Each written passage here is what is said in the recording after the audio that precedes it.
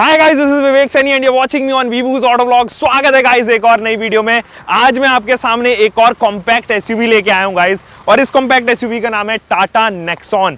सन 2017 में ये गाड़ी आई थी और तब से जो है बहुत अच्छा मुकाम इसने हासिल किया, और एक तो फेसलिफ्ट भी आ गया है।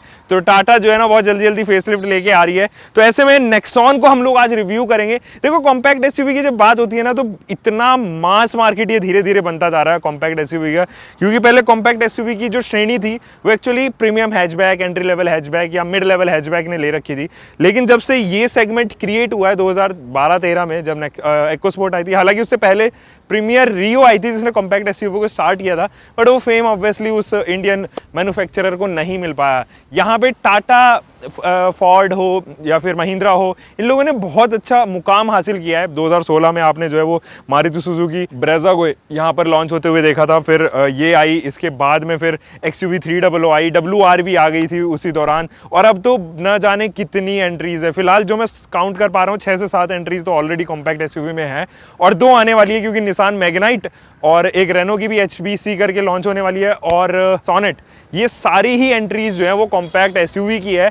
एंड इतना पोटेंशियल ये वो हो चुका है इस टाइम की, जो मेजर सेल्स हैं वो ज़्यादातर इसी ही सेगमेंट की गाड़ियों में है। Without just wasting any time, आज हम रिव्यू स्टार्ट करते हैं इसका।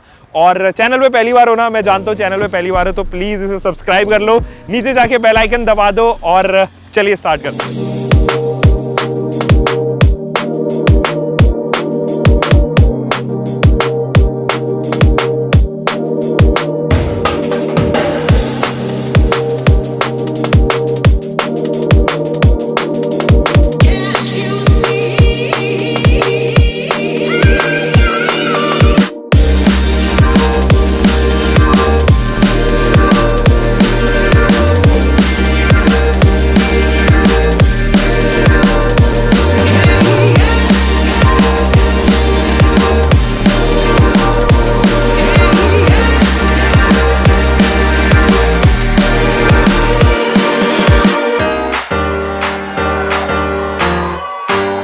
तो गाइस देखो, अभी नेक्सॉन का मैं इंजन बे फिलहाल आपको दिखा देता हूँ। 2 इंजन ऑप्शन के साथ में ये यहाँ पर आती है। पहला पेट्रोल इंजन है और दूसरा डीजल इंजन है। पेट्रोल इंजन जो है वो फिलहाल इस गाड़ी के अंदर है, और ये देखो काफ़ी हैवी बोनेट है। यही रीज़न तो नहीं है कि ये 5 स्टार रेटिंग लेके आई and one of the best या फिर one of the most safest गाड़ियों में इसका नाम है। फिलहाल तो XUV 300 ने उस चीज़ पे कब्जा कर लिया है, बट सुनने में ये आ रहा है मेरे कि नेक्सॉन फेसलिफ्ट के अंदर कुछ छोटे छोटे ट्वीक्स किए गए हैं जो सेफ्टी के मद्देनजर रखते हुए किए गए हैं, और उसको दोबारा से ग्लोबल एनकैप में यहाँ पर जो है वो भेजा जाएगा। एनीवे, मैं यहाँ पर आपको गाइस लुक दिखा देता हूँ कि ये इंजन कैसा है। काफ़ी कॉम्पैक्ट सा इंजन है, मतलब इतने में ही ये पूरा इंजन है, बाकी तो फाउंडेशन या पिलर्स वगैरह पे उसको स्टेपल किया गया है। और ये जो इंजन है ये रेवोट्रॉन इंजन है, और लगभग 120 PS की पावर प्रोड्यूस करता है, क्योंकि ये टर्बोचार्ज इंजन है गाइस। और ये टर्बोचार्ज इंजन के होने के बाद जो है वो एक्स्ट्रा 35 bhp डिलीवर करता है। हालांकि अगर इसके रेगुलर इंजन की बात करें तो वो 85 PS के आसपास ही पावर प्रोड्यूस करता है, जो नॉन टर्बोचार्ज है या जो नेचुरली एस्पिरेटेड इंजन है। देखो, इंसुलेशन काफ़ी अच्छी तरीके से जो है वो यहाँ पर भी स्टेपल की गई है। आप देख पा रहे होगे कि ब्लैक ही यहाँ पर इंसुलेशन दी गई है, ताकि ये ज़्यादा से ज़्यादा हीट जो है वो यहीं पर एब्जॉर्ब कर ले, और आगे जो है वो हीट कन्वेक्ट एक्चुअली ना हो। और यहाँ पर भी एयर पॉकेट दी गई है, छोटी ही एयर पॉकेट है, बहुत बड़ी है सच एयर पॉकेट नहीं है। आप यहाँ पर जो है वो फैन देख पा रहे होंगे, रेडिएटर ग्रिल के जस्ट पीछे जो है वो लोकेटेड ही है, और बस ABS यूनिट यहाँ पे, वहाँ पर जो है वो आप बैटरी पैकेज देख पा रहे हो। एनीवे, मैं इसके पावर फिगर्स मैंने आपको यहाँ पर स्क्रीन पे बता दिए थे, और बाकी एक डीजल इंजन के साथ में भी आती है जो 110 PS की पावर प्रोड्यूस करता है। एंड बेस्ट पार्ट ये है कि पेट्रोल एंड डीजल दोनों में ही AMT ऑफर करती है नेक्सॉन यहाँ पर। हालांकि वो आउटसोर्स्ड है, यानी कि बाहर बनाई गई है, वो टाटा नहीं मैन्युफैक्चर करता। जस्ट लाइक मारुति सुजुकी, जो मारुति सुजुकी का सर्विस प्रोवाइडर है, वही सर्विस प्रोवाइडर AMT का टाटा का भी है। फिलहाल तो इसके ड्राइव पर चलते हैं गाइस, और ड्राइव पर मैं आपको लेके चलता हूँ और बताता हूँ कि ये कैसा चलती है। ये ऑलराइट गाइस, ड्राइव पार्ट पर चलते हैं। मैं जो चला रहा हूँ एक 1.2 लीटर का टर्बोचार्ज इंजन है, जो 120 PS की पावर प्रोड्यूस करता है, तकरीबन 170 न्यूटन मीटर टॉर्क के आसपास। इस इंजन की खास बात ये है कि इसको और ट्यून इन कर दिया गया है। पहले 110 PS की पावर प्रोड्यूस करता था, अभी 120 PS की पावर प्रोड्यूस करता है। तकरीबन अपने सेगमेंट में के करीब की जो है वो पावर फिगर जनरेट करने लग गया है। फिलहाल जो है मैं यहाँ पर आपको की फॉब दिखा देता हूँ। तो किसी जिस तरीके की फॉब है और इंजन स्टार्ट स्टॉप बटन बिल्कुल सही जगह पे प्लेस्ड है। तो यहाँ पर पहले मैं सीट बेल्ट लगा लेता हूँ और उसके बाद आपको चीज़ें बताता हूँ कि कैसी ये गाड़ी चलती है। AMT यूनिट है बाय द वे ये एक। और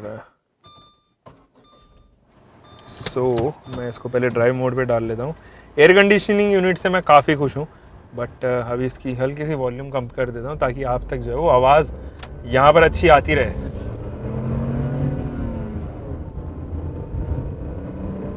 अभी सिटी मोड पे चला रहा हूँ, तो सिटी मोड पे पिकअप ठीक है इसका, कुछ ऐसा नहीं कह सकता कि बहुत आउट ऑफ द बॉक्स जो है वो परफॉर्मेंस है यहाँ पर सिटी मोड पे। So there you go. पहले मैं स्पीड मोड पे डाल लेता हूँ इसे खड़ी करके ना साइड में, और यहाँ मैं डाला स्पीड मोड पे।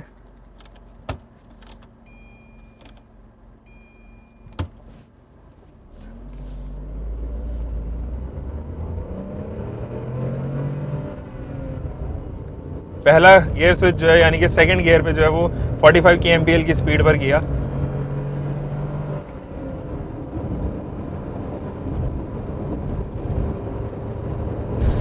हंड्रेड टच हो गई है गाड़ी।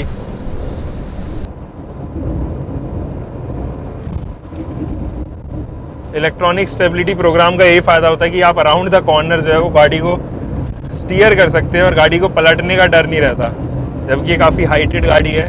और इलेक्ट्रॉनिक स्टेबिलिटी प्रोग्राम का यही फ़ायदा आपको इस गाड़ी के साथ में मिलता है। और अच्छी बात यह है कि बेस वेरिएंट से मिल रहा है। फिलहाल मैं यहाँ से यू टर्न मार लेता हूँ बिकॉज इस वाली रोड पे चलेंगे हम लोग।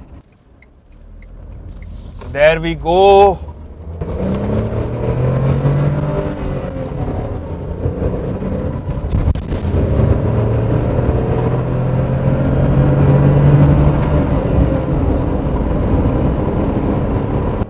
देखो जितना भी रेड लाइन करना था मैंने कर लिया। अभी इसको पहले जो है वो इको मोड पे डाल लेता हूँ, और मैंने ऑलरेडी ये जो है वो इको मोड पे चला रखी है bye the way, but still ठीक है। अब तकरीबन 30-40 की स्पीड पे आपको चीज़ें एक्सप्लेन कर देता हूँ। जितना भी रेड लाइन करना था कर दिया। देखो मुझे इसका स्टेयरिंग फीडबैक काफ़ी कमांडेबल लगा। स्टेयरिंग की मैं तारीफ करते हुए नहीं थक सकता। ये ना तो सॉफ्ट है ना हार्ड है, बिल्कुल जैसे इंसान को चाहिए होता है ना, चाहे वो सिटी राइड हो चाहे वो हाईवे राइड हो। ओवर हाई स्पीड जो है ये वेट गेन करने लग जाता है। तो जैसे जैसे आप 60, 70, 80 स्पीड पे अचीव करते रहोगे, इसके अंदर वेट आने लग जाएगा और वो सच में फील होगा आपको। तो ये चीज़ काफ़ी अच्छी बात है। तो स्टेयरिंग से मैं काफ़ी खुश हूँ। मतलब स्टेयरिंग मैं वन ऑफ दी बेस्ट ही कहूँगा, और क्योंकि EcoSport का भी काफ़ी लाजवाब स्टेयरिंग है। WRV का काफ़ी सॉफ्ट स्टेयरिंग लगता है। सो ये स्टेयरिंग व्हील काफ़ी सही है, नीचे से फ्लैट बॉटम किया हुआ है ताकि आपके पैर वगैरह ना अटके। एंड ये स्टेयरिंग जो है वो tilt and I guess telescopic नहीं, टेलीस्कोपिक तो नहीं है ये, इस वेरिएंट में तो नहीं है। तो टिल्ट तो एटलीस्ट है, तो ये काफ़ी अच्छी चीज़ है। मैं यहाँ पर लगा देता हूँ लॉक। अब देखो गाइस मैं बात कर लेता हूँ कि कैसी परफॉर्मेंस इस इंजन की। ये जो इंजन है काफ़ी परफॉर्मिंग इंजन है, 120 PS की पावर प्रोड्यूस करता है, लेकिन इसका एक टर्बो जोन है। तो आप तकरीबन 120 तक तो इससे पावर डिलीवरी काफ़ी लीनियर समझो कि 120 kmph तक तो आपको काफ़ी अच्छी स्पीड इसमें मिलेगी। लेकिन द मोमेंट यू गेन, उसके ऊपर जब आप जाओगे तो बहुत ही मतलब डेड सा हो जाता है टर्बो ना, उसके बाद टर्बो जोन खत्म हो जाता है, तभी आपको थोड़ी सी मशक्कत करता हुआ नजर आएगा। पहुंचेगा मतलब 150-160 तक आराम से आएगा इंजन, लेकिन बस वही है कि धीरे धीरे ग्रेजुअली ग्रो करेगा। वो एंथुजियाज्म खत्म हो जाएगा इस इंजन का, और उससे नीचे अगर आप गाड़ी को लेके चल रहे हो, उससे नीचे ये काफ़ी अच्छा रेव करता है, कोई समस्या इसमें नहीं आती है। टर्बो लैग नहीं ना के बराबर है, थोड़ा बहुत टर्बो लैग मैं यहाँ पर बोल सकता हूँ, लेकिन ये है कि एक स्पेसिफिक RPM जोन पर ही अच्छे से काम करता है। द मोमेंट यू क्रॉस 4500 या 4000 RPM, उसके बाद में कुछ फील इसके अंदर, इस इंजन के अंदर नहीं बचता है। तो ये तो मैंने इंजन की बात कर ली। अब NVH की ज़रा बात कर लेता हूँ। गाड़ी के अंदर आवाज़ जो है वो तकरीबन 2500 RPM तक तो नहीं आती है। AC चला दोगे तो 3000 RPM तक गाड़ी के अंदर आवाज़ नहीं आएगी, उसके बाद जो है वो आनी लग जाएगी। लेकिन वो जो आवाज़ है ना, वो ऐसी हार्श आवाज़ नहीं है कि आपको परेशान करें यहाँ पर, या आपको तकलीफ दे, ऐसी समस्या यहाँ पर नहीं आती है। राउंड द कॉर्नर्स आपको इस गाड़ी को चलाने में भाई साहब मज़ा आएगा। तब जब भी आप राउंड द कॉर्नर चला रहे होंगे, आपको कट्स बहुत सारे लेने पड़ रहे हैं, तो कॉन्फिडेंट महसूस करोगे। आपको ऐसा नहीं लगेगा कि यार वॉबल कर रही है या फिर गाड़ी में के अंदर कमांड नहीं है या गाड़ी के अंदर बॉडी रोल की समस्या है, ऐसा नहीं होगा। आपको उस तरह बॉडी रोल वगैरह कुछ खास ऐसा सच महसूस नहीं होगी। बॉडी रोल ऑब्वियसली नहीं है, मोनोकॉक चैसी है, तो लगभग ना के बराबर जो है वो बॉडी रोल है। और बाकी अगर मैं कमांडिंग पोजीशन की बात करूं तो बहुत अच्छी हाइट आपको मिलती है जब आप इस गाड़ी को चला रहे होते हो, तो मज़ा आता है आपको गाड़ी को रैव करने में कि चलो और खींचता हूँ। तो ये चीज़ ज़रूर अच्छी है। इसका डीजल इंजन भी मुझे काफ़ी पसंद है और one of the best diesel engines में से उस सेगमेंट में आती है।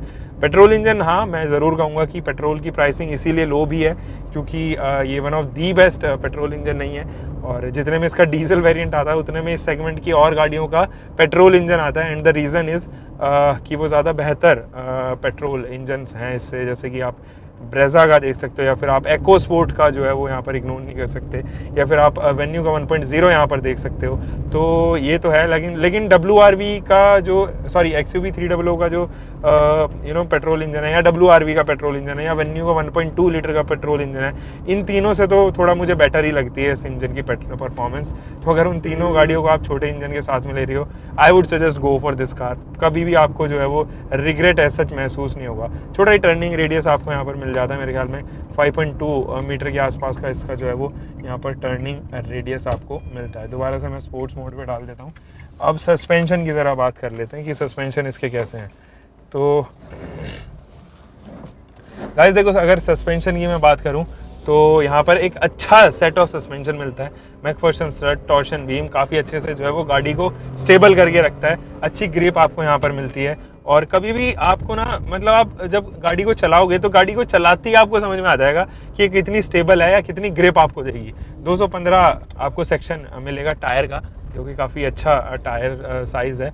ग्रिप बहुत अच्छी है इस गाड़ी की, स्टेबल करके रखिएगी। आपको हाईवे पे 120 चलाओ, 130 चलाओ, कॉन्फिडेंट रहोगे आप गाड़ी को चलाते टाइम, और मज़ा आएगा गाड़ी को रेव करते टाइम। और बस ये है, स्टेबिलिटी तो मैंने आपको बता दी, और सस्पेंशन भी काफ़ी अच्छे हैं और कंफर्टेबल आपको सीट्स मिलती है। लॉन्ग रन पे आप निकल रहे हो, 200-300 किलोमीटर चल रहे हो, ये सीट्स आपको बहुत सपोर्ट करने वाली, आपकी बेस्ट फ्रेंड बन जाएंगी ये। तो काफ़ी अच्छी यहाँ पर टाटा की सीट्स मुझे इसीलिए लगती हुई है। Braking efficiency is superb. जैसे ही आप ब्रेक को दबाओगे, जैसे जैसे दबाते चलाओगे, इंटेंसिटी और बढ़ती चली जाएगी। तो ब्रेक जो है वो इसके काफ़ी सुपर्ब है, ABS के साथ में आते हैं, एंड बहुत सारे ब्रेक फ्रेंडली फीचर्स इसके अंदर आती है। ESP हो गए, ट्रैक्शन कंट्रोल हो गया, या फिर आप व्हीकल स्टेबिलिटी प्रोग्राम हो गया, ये सब चीज़ें जो है वो ऑब्वियसली गाड़ी को जो है वो और अच्छा ही बनाती हैं। सो कुछ इस तरीके की ड्राइव मैंने आपका एक्सपीरियंस शेयर कर दिया। थोड़ा सा और मैं बता देता हूँ, फुट पैडल जो हैं, जिनमें दोनों फुट पैडल जो है वो काफ़ी सही हैं। थोड़ा सा जो है वो यहाँ पर कॉस्ट कटिंग करी गई है कि एक्सीलरेटर पैडल पे प्लास्टिक का यूज़ किया गया है। बड़ा सा आपको ब्रेक पैडल यहाँ पर मिलता है, और पैर मेरे ऑलमोस्ट फ्री रहते हैं। ये देखो यहाँ से बिल्कुल फ्री है।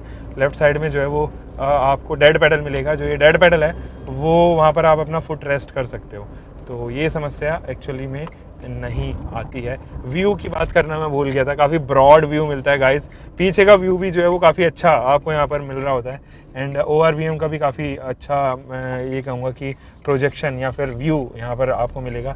A पिलर जो है वो जेन्युइनली साइज्ड है, कोई समस्या उसमें A पिलर में ऐसा सच नहीं है। तो ओवरऑल एक अच्छा एयर कंडीशनिंग यूनिट भी इसकी मिलती है। ब्लोअर स्पीड जो है वो आप अगर यहाँ से मैं बढ़ाऊँ तो बहुत ज़्यादा ब्लोअर स्पीड नहीं है कि आपको इरिटेट करे, जैसे कि आप टियागो या अल्ट्रोज वगैरह में हल्का सा देखते हो, वो नहीं है। तो बाकी तो ओवरऑल बहुत सही गाड़ी मेरे ख्याल में ये है। बिल्कुल आप ऑप्ट कर सकते हो इसको। चलो अभी मैं आपको इसके व्यू दिखा देता हूँ कि कैसा व्यू है, क्या क्या फीचर्स या फिर क्या क्या चीज़ें हैं इस गाड़ी को जो अच्छा और बनाती हैं।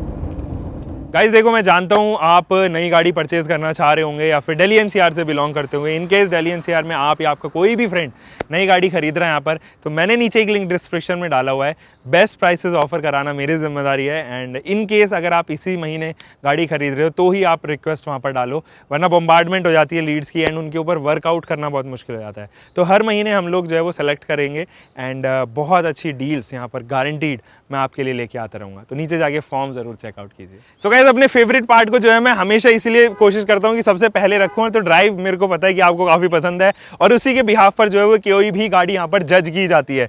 अब लुक्स की ज़रा बात कर लेते हैं कि कैसे लुक्स इस गाड़ी के हैं। देखो, जब ये पहले आया करती थी ना, तब यहाँ पर काफ़ी क्यूटर एंड पर इसके लुक्स थे, लेकिन फिलहाल जो है काफ़ी एग्रेसिव एंड पर इसके लुक्स हो गए जब से इसके फेसलिफ्ट आया है। 2000 मतलब विद इन 2.5 to 3 ईयर्स जो है उसके अंदर फेसलिफ्ट आ गया है, और ये जो नई हेडलैम्प यूनिट है ये मेरी काफ़ी फेवरेट है गाइस, और बहुत सारे लुक्स जो है वो यहाँ पर चेंज हुए हैं। जैसे कि आप LED DRL देखो, पहले जो है वो इस तरीके से वी शेप में आया करती थी, अब कंप्लीटली चेंज कर दिया गया है। नेक्सॉन की आप यहाँ पर इस तरफ जो है वो बैजिंग देखेंगे, मैं कैमरा को अगर फोकस करूँ तो इस तरफ आप जो है वो नेक्सॉन की बैजिंग देख पा रहे होंगे। साथ ही ये ब्लैक एंड ट्रीटमेंट आप देख रहे हो, ये पूरी बॉडी में ब्लैकआउट किया गया है, इसको सिल्वर नहीं रखा गया है। नहीं, आप एको स्पोर्ट में देखते हो कि आप सिल्वरिश फिनिश आ जाती है, टॉप एंड में उसको ब्लैक एंड किया जाता है। यहाँ पर डुअल बैरल हेडलैम्प्स नजर आएंगे, जिसमें एक में प्रोजेक्टर और एक में हाई बीम या कॉर्नरिंग लैंप यहाँ पर दिया जाता है। काफ़ी सही लगते हैं यार इसके, मतलब हेडलाइट यूनिट जो है वो सच में आपको काफ़ी पसंद आने वाली है। थोड़ा सा मैं नीचे लेके चलता हूँ और ये है इसकी फॉग लैंप यूनिट। यहाँ पर फॉग लैंप हाउसिंग आप देखिए, silver colour and black colour, दो तरीके की हाउसिंग है इसकी फॉग लैंप की, और उसके अंदर बड़ा सा फॉग लैंप जो है वो प्लेस किया गया है। बहुत ही एप्रोप्रिएट प्लेसिंग मैं इसको कहूँगा, क्योंकि ये काफ़ी ग्राउंड से भी काफ़ी ऊपर दी गई है और हेडलाइट यूनिट से काफ़ी नीचे दी गई है। ऑलमोस्ट सेम यहाँ पर जो है वो डिस्टेंस आप देख पा रहे होंगे। नीचे अगर मैं और लेके चलूँ तो एक बहुत ही अच्छा ग्राउंड क्लियरेंस, ये तकरीबन 210 मिलीमीटर का ग्राउंड क्लियरेंस है, जो एक्चुअली हैरियर से भी ज़्यादा है ऑन पेपर्स, लेकिन मुझे रियल लाइफ में हैरियर का ग्राउंड क्लियरेंस इससे ज़्यादा लगता है। एनीवे, यहाँ पर ट्रिपल टोन ट्रीटमेंट दी गई है, देखो सिल्वर, ब्लैक एंड ब्लू, यहाँ पर ट्रिपल टोन ट्रीटमेंट दी गई है। ये वाली जो प्लेट है यानी कि स्किड प्लेट जो है वो कंप्लीटली यहाँ पर जो है वो सिल्वर रखी गई है। मैं कोशिश करता हूँ आपके लिए थोड़ा सा झुक जाऊँ।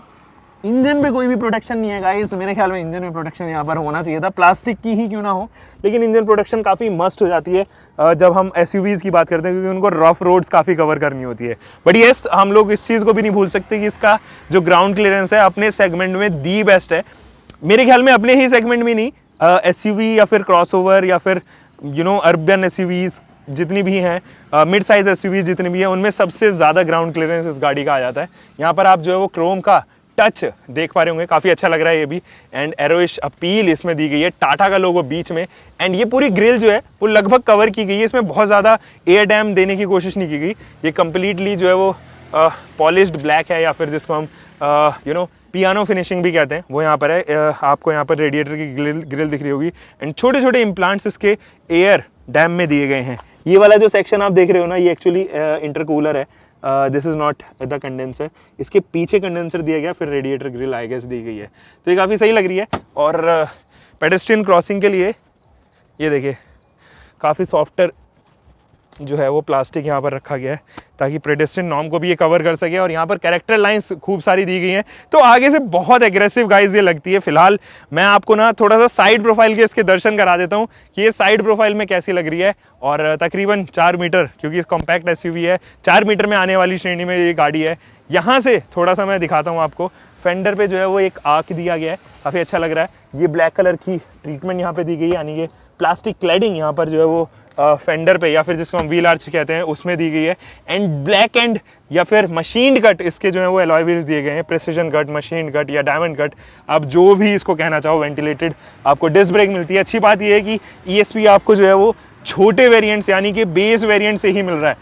215/60 रेडियल 17 इंचेस के ये टायर्स हैं, एंड अंदर भी जो है वो प्लास्टिक यूज़ की गई है, सो दैट मेटल तक जो है वो रस्ट वगैरह ना पहुंच पाए। मैकफर्सन स्ट्रट आगे दिया गया है, रेगुलर ही है, कोई ऐसा बहुत प्रीमियम वो नहीं है, ये सस्पेंशन नहीं है, रेगुलर सस्पेंशन है।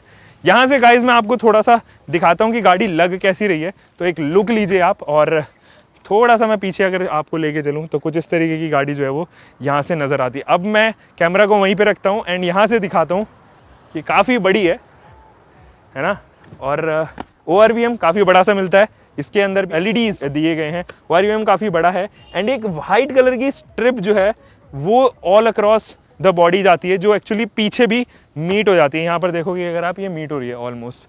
तो ये कुछ लोगों को पसंद नहीं आती है, कुछ लोगों को पसंद आती है, मुझे तो पसंद आती है।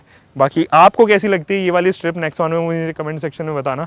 यहाँ पर प्लास्टिक क्लैडिंग देखिए, काफ़ी मोटी सी प्लास्टिक क्लैडिंग है, इसके अंदर भी जो है वो आप देखोगे कि आर्क्स दिए गए हैं, काफ़ी अच्छी लग रही है ये भी। हैंडल बार यहाँ पर दिया गया है। रिक्वेस्ट बटन सैडली जो है वो इस वाले पोर्शन पे नहीं दिया गया, आई डोंट नो व्हाई।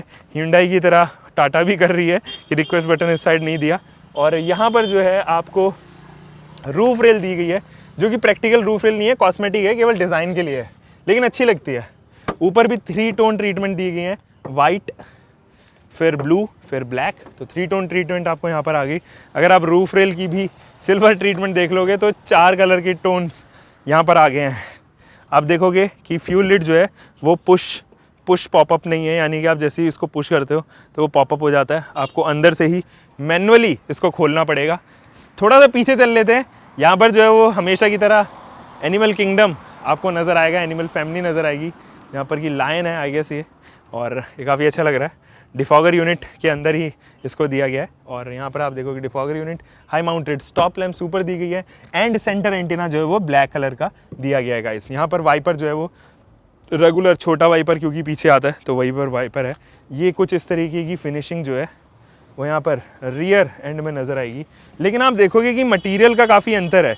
जो ये वाली स्ट्रिप है उसका मटेरियल कुछ और है, वो इतना ग्लॉसी नहीं है, लेकिन ये वाला जो है वो थोड़ा सा ग्लॉस के साथ में आता है, थोड़ा ग्लासी अपीयरेंस उसमें आती है। ये भी आप जो है वो पियानो फिनिशिंग के साथ में देखोगे टाटा का लोगो, यहाँ पर नेक्सॉन का बड़ा सा लोगो आपको यहाँ पर मिलेगा, और काफ़ी ईजिली जो है वो यहाँ पर हाइड किया गया है कैमरा। हालांकि मैं टाटा के कैमरे का फ़ैन नहीं हूँ, वो इतने अच्छे पिक्चर क्वालिटीज़ नहीं देती, बट स्टिल काफ़ी अच्छी तरीके से हाइड किया हुआ है, ये काफ़ी अच्छा लग रहा है। यहाँ पे रिक्वेस्ट बटन आपको मिलता है ताकि आप बूट एक्सेस कर सकें। पीछे से गाइस मैं थोड़ा सा इसको ना जूम आउट करके दिखाता हूँ कि कैसी लग रही है पीछे से। और यहाँ पे देखिए इसकी लाइट्स कितनी अप्रोप्रिएटली डिज़ाइंड है। नीचे रिफ्लेक्टर्स का जो हाउसिंग है वो कितनी एग्रेसिव सी लगती है, मतलब ऐसा लगता है कि बहुत सारे एरोडायनामिक्स को देखते हुए यहाँ पर डिज़ाइन करी हो, बट ऐसा नहीं है। ये रेगुलर ही डिज़ाइन है, कुछ ऐसा नहीं है कि एरोडायनामिक फिगर इससे कुछ ज़्यादा बढ़ जा रही हो। और रियर में तो ऑब्वियसली आपको कभी भी एसयूवीज़ की रियर वाला जो पोर्शन होता है वही एक्चुअली डिसाइड करता है कितना ड्रैग लग रहा है गाड़ी के ऊपर। That is the reason why sedans are made in this way. And जो एसयूवीज़ होती हैं वो यही भी रीज़न होता है कि इतनी अच्छी मैनेवेबिलिटी नहीं दे पाती, क्योंकि उनके जो फ्रंट रियर एंड्स होता है उसमें अपर एंड लोअर लिफ्ट जनरेट होती है, जिसकी वजह से एक अच्छी ड्राइव नहीं मिल पाती। और वो अपर एंड लोअर लिफ्ट को रिड्यूस करने के लिए आपको एक और कर्व चाहिए होता है जो आपको सेडान में मिलता है, और एक स्पॉयलर से वो कर्व और कट जाता है, तो ड्रैग फोर्स यहाँ पर घट जाता है, जो एसयूवीज़ में एक्चुअली पॉसिबल नहीं हो पाता। Anyway, SUVs are not meant to be driven fast.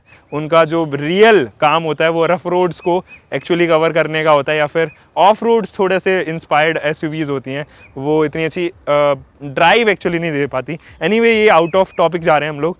तो यहाँ पर देखो सिल्वरिश ट्रीटमेंट, यहाँ पे फॉग लैम्प आती है जो शायद इसके एग्जैक्ट ऑप्शनल वेरिएंट में आती होगी, और सिल्वरिश ट्रीटमेंट यहाँ पर भी आप देखोगे कि बहुत सारे एरोइश फिनिशिंग दी गई है। ये कुछ इस तरीके का रिफ्लेक्टर। अब मैं बूट आपको दिखा दूँ गाइस, चलें बूट की तरफ। तो ये रिक्वेस्ट बटन दिया गया है, सिंपल एक क्लिक करो और बूट के अंदर आप प्रेजेंट हो जाओगे। बूट में जो है आप देखोगे कि यहाँ पर काफ़ी अच्छी बूट दी गई है आपको। लोडिंग लिप ऑलमोस्ट नेग्लिजिबल है, बिल्कुल भी नहीं है यहाँ पर लोडिंग लिप, और फ्लैट एकदम जो है वो यहाँ पर बूट दी गई है। यहाँ पर जो है वो आपको हुक दिए गए हैं 2 इस तरफ 3 kgs के, एंड 2 जो है वो उस तरफ दिए गए हैं 3 kgs के। तो ऑल टुगेदर जो है वो 4 यहाँ पर जो है वो हुक्स दिए गए हैं। यहाँ पे इल्यूमिनेशन लाइट दी गई है। एंड एक अच्छी बात ये जो कि एक्चुअली अल्ट्रॉज में मिस आउट की, वो 60:40 रेशियो में स्प्लिट होने वाली सीट्स यहाँ पर दी गई है। ऊपर भी आप जो है वो पार्सल ट्रे देखोगे, इसके अंदर भी ग्रिप लगी हुई है ताकि ये स्क्रैच ना प्रोड्यूस कर दे यहाँ पर। एंड यहाँ पर भी जो है आपको कवरिंग देखने को नजर आएगी, और ये कवरिंग जो है वो इसलिए दी गई है ताकि केबल्स वगैरह को जो है वो यहाँ पर छुपा दिया जाए। ये आपको हाई माउंटेड स्टॉप लैम्प की जो है वो हाउसिंग दी गई है, एंड यहाँ पर एक ग्रैब हैंडल दिया गया है ताकि ईजिली इसको पकड़ के जो है वो आप यहाँ पर इसको बंद कर सके। बूट स्पेस काफ़ी कैपेबल है, काफ़ी ज़्यादा है मेरे ख्याल में। इस सेगमेंट में सबसे ज़्यादा बूट स्पेस मुझे जहाँ तक याद आ रही है 364 के आसपास या 354 के आसपास WRV की है। उसके बाद EcoSport, नेक्सॉन, इन सब की है। और मेरे ख्याल में नेक्सॉन एंड EcoSport में 2 kgs का ही अंतर है, बहुत ज़्यादा अंतर नहीं है। सो कुछ इस तरीके के जो है वो मैंने आपको एक्सटीरियर बता दिए guys. Time to move in and we will be moving inside. We will be checking out the comfort. We will be checking out the interiors कैसे हैं इसके. We will be checking the features. So follow me. और guys मैं अभी ingress कर लेता हूँ, लेकिन ingress करने से पहले आपको डोर पैनल विजिट करवा देता हूँ, क्योंकि ये भी काफ़ी इंपॉर्टेंट है और काफ़ी अच्छा लगता है इसका डोर पैनल। एक अच्छी बात ये है जो इस सेगमेंट की कॉम्पैक्ट एसयूवीज में मिस आउट हो जाती है, वो है ये वाली reflector. I don't know if it works और नॉट। ये रिफ्लेक्टर है, लेकिन बहुत सारी गाड़ियों में जो है वो इसमें एक लाइट दे दी जाती है। मेरे ख्याल में XUV 300 में इसमें अंदर लाइट आती है ताकि जब भी आप गेट को खोलो तो ये जले, और बाहर जितनी भी गाड़ियाँ क्रॉस कर रही हूँ उनकी लाइट इसके ऊपर पड़े एंड ये चमके, तो समझ में आ जाए कि एक किसी का गाड़ी का दरवाज़ा जो है वो यहाँ पर खुला हुआ है। एनीवे, यहाँ पर भी आपको डुअल टोन मिलेगी, black end of white colour की। यहाँ पर फेदर टच दिया गया है। यहाँ पर भी आप पियानो फिनिशिंग देखोगे। ग्रैब हैंडल के ऊपर जो है वो बटन दिए गए हैं विंडोज़ के, एंड यहाँ पर क्रोम का पार्ट जो है वो यहाँ पर दिया गया है। ट्विटर का सेट एंड एक स्पीकर का सेट यहाँ पर आपको गाइस मिलता है। अब मैं थोड़ा सा इनग्रेस कर लेता हूँ। 1 स्टेप इनग्रेस है, कुछ मेजर इनग्रेस नहीं है। हालांकि इसमें जो है आप देखते हो कि ग्राउंड क्लियरेंस काफ़ी ज़्यादा है, but still 1 step he ingress आपको मिलता है। 6 वे एडजस्टेबल मैनुअल सीट्स मिलती हैं आपको, तो आप इनको एडजस्ट कर सकते हो। एंड यहाँ पर जो है वो आप मेरे पेडल्स देख पा रहे होंगे। एक डेड पेडल आपको यहाँ पर भी काफ़ी अंदर दिया गया है, ये देखो काफ़ी अंदर दिया गया है। ये वाले प्लास्टिक के पार्ट देख रहे हो ना आप, यहाँ पे मैं फीट टच कर रहा हूँ, उससे अंदर आपको हल्का सा घुसाना पड़ता है, तो ये थोड़ा सा बाहर होता तो ज़्यादा बेहतर रहता है यहाँ पे। और ये एक्सीलेटर का पार्ट है ना, ये वाला पोर्शन भी पूरा प्लास्टिक है, it is not the metal. So in case काफ़ी हार्ड प्लास्टिक है ये, इतनी ईजिली तो ऐसे नहीं कट होने वाली, but still it is plastic and this one is metal.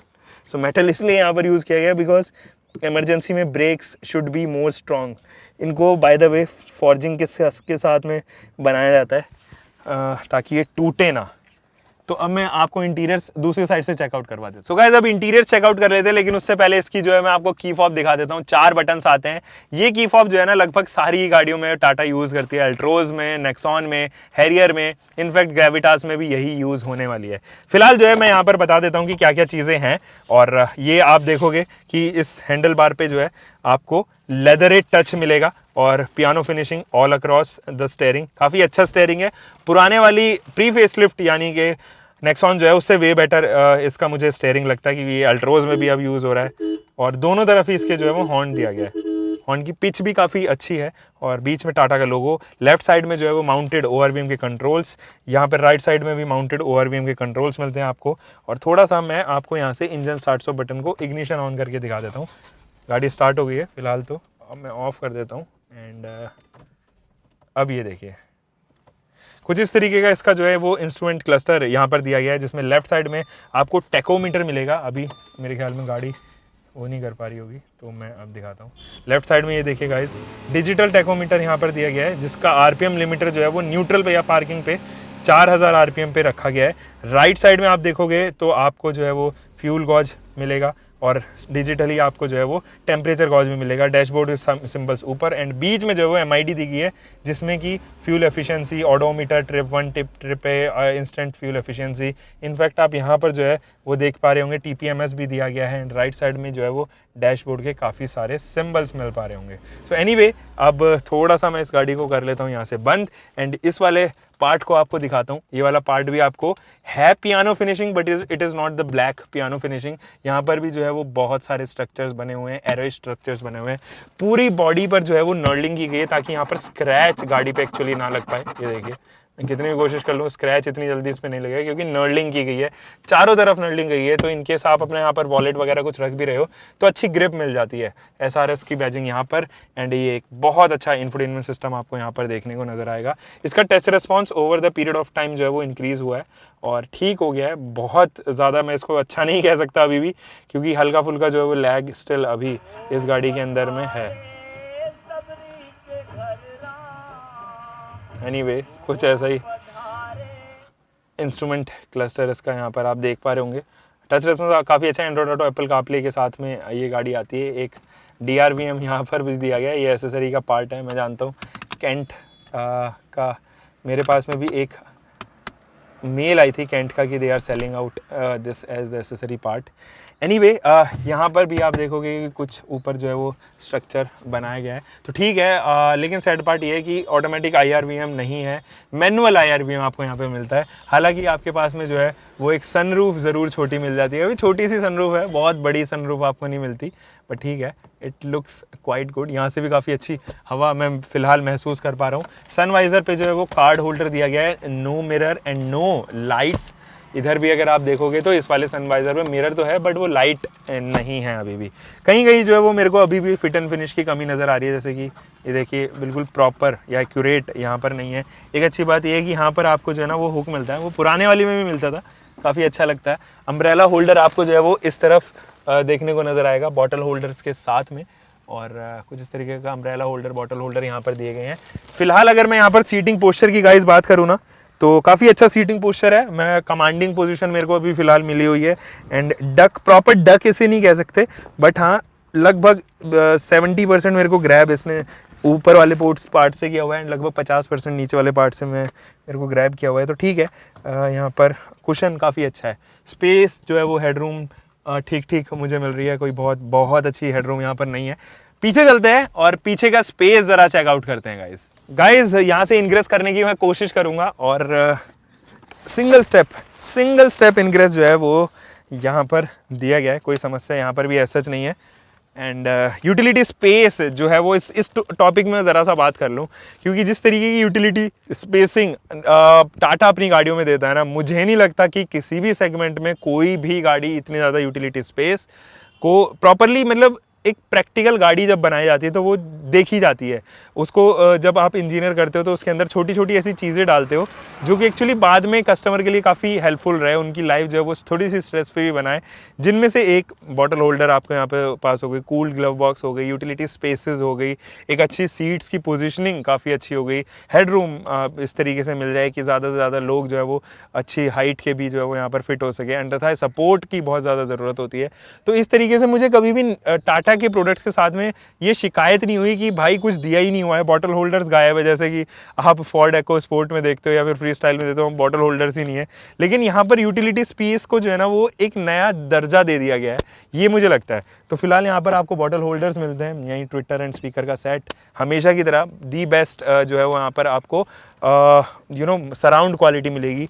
एक अच्छी अब मेरे को हेडरूम मिल जाती है, मुझे कोई समस्या नहीं है। चार से भी ज़्यादा उंगलियाँ मेरी यहाँ पर ईजिली आ जा रही हैं, दैट मीन्स कि अच्छा खासा मुझे हेडरूम मिल जाता है। हेड रिस्टेंस की पोजीशन काफ़ी अच्छी है।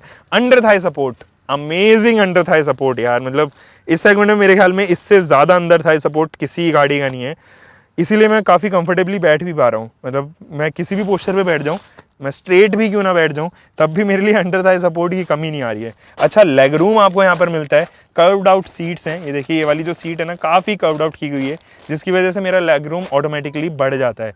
पीछे जो है वो एयर कंडीशनिंग के यूनिट्स दिए गए हैं और चिल है इसका एसी, लेकिन थोड़ा सा लाउडी ज़रूर हो जाता है ओवर हायर ब्लोअर्स। यहाँ पर जो है वो हल्का सा आपको फ्लोर हम देखने को नज़र आएगा, तो फ्लोर हम तो है नो डाउट।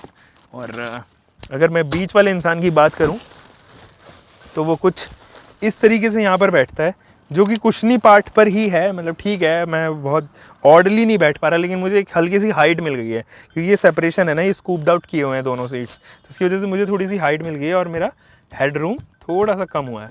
बट ठीक है, मतलब मेरा 5 फुट 10 इंच का हूँ मैं, और लगभग सारे इंडियंस जो है वो 5 फुट 7 फीट की जो हाइट है वो रेगुलर या एवरेज हाइट है यहाँ पे इंडियंस की, तो उस हिसाब से तो काफ़ी ठीक आपको जो है यहाँ पर मिलता है। देखो रूफ लाइनिंग ना यहाँ तक दी गई है रूफ लाइनिंग, तो दैट मीन्स कि जहाँ पर आप बैठ रहे हो वहाँ पर रूफ लाइनिंग उससे पहले ही ख़त्म हो जा रही है, इसकी वजह से आपको अच्छा खासा जो है वो हेडरूम यहाँ पर गाइस मिल जाता है। सो एक अच्छा रूम है यहाँ पर, कैबिन स्पेस काफ़ी अच्छी है, मेरे ख्याल में कैबिन से काफ़ी यूज़र फ्रेंडली मुझे यहाँ पर लगा।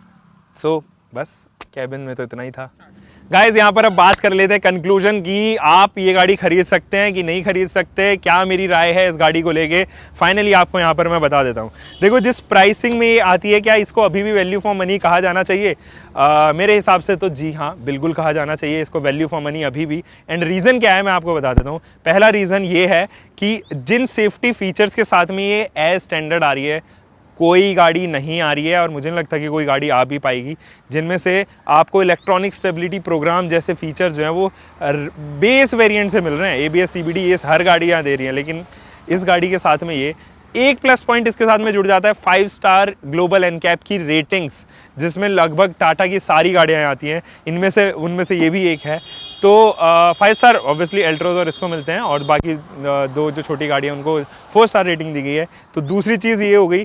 तीसरी चीज़ जो इसको वैल्यू फॉर मनी बनाती है वो है इसके हेडलैम्प्स, जो कि बेस वेरिएंट सी प्रोजेक्टेड एंड LED DRLs के साथ में आ रही है। कोई गाड़ी नहीं यहाँ पर ऑफर कर रही। साथ में जिस प्राइसिंग में ये साथ में आती है, उस प्राइसिंग में ये सबसे पावरफुल इंजन हो जाता है। 1.2 लीटर का भले ही टर्बोचार्ज इंजन हो, लेकिन कोई भी टर्बोचार्ज इंजन आने के बाद उसकी प्राइसिंग काफ़ी बढ़ती है।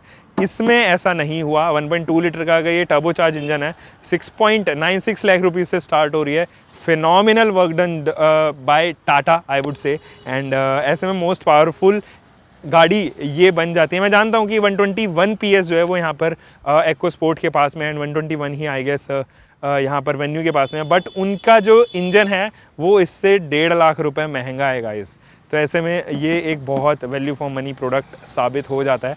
अगर इसका रेगुलर इंजन आता है ना 1.2 लीटर का, जो आप जैसे आप वेन्यू में देखते हो, तो भाई साहब इसकी प्राइसिंग ना 5.5 लाख रुपीज़ से स्टार्ट हो जानी चाहिए थी।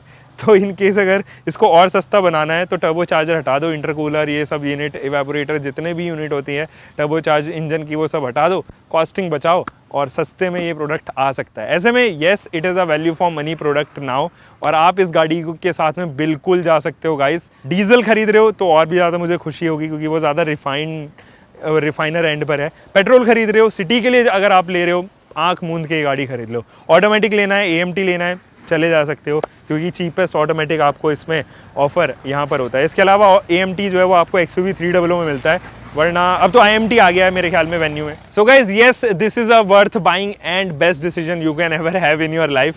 बिल्कुल इस गाड़ी के साथ में जा सकते हो, highly recommended product, and thumbs up देके जाना गाइज।